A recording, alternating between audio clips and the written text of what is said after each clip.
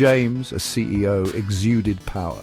His suits were sharp, his watch expensive. He moved with purpose, always climbing. Luis, a fruit vendor, knew a different life. His hands were rough, his clothes worn.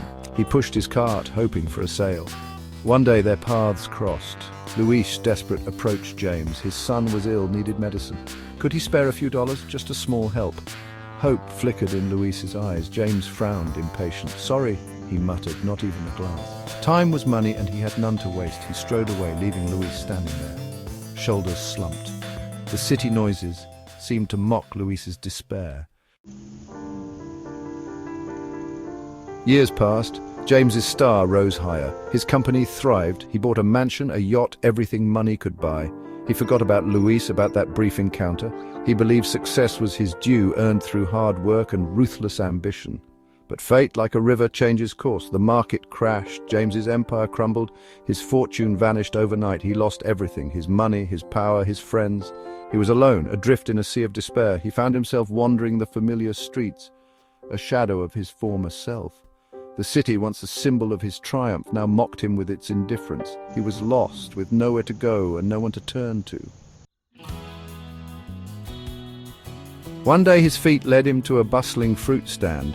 It was Luis, his cart now a vibrant stall, overflowing with produce. He looked different, healthier, happier. He was helping a customer, a smile on his face. James hesitated, a wave of shame washing over him. He recognized Luis, the memory of that encounter stinging like salt in a wound.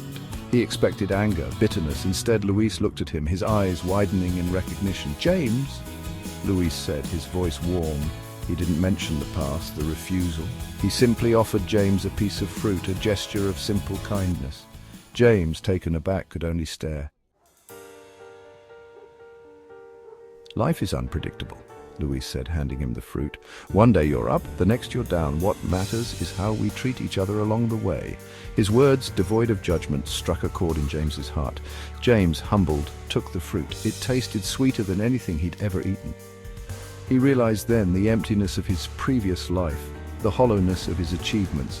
He had chased success, but in the process he'd lost his humanity.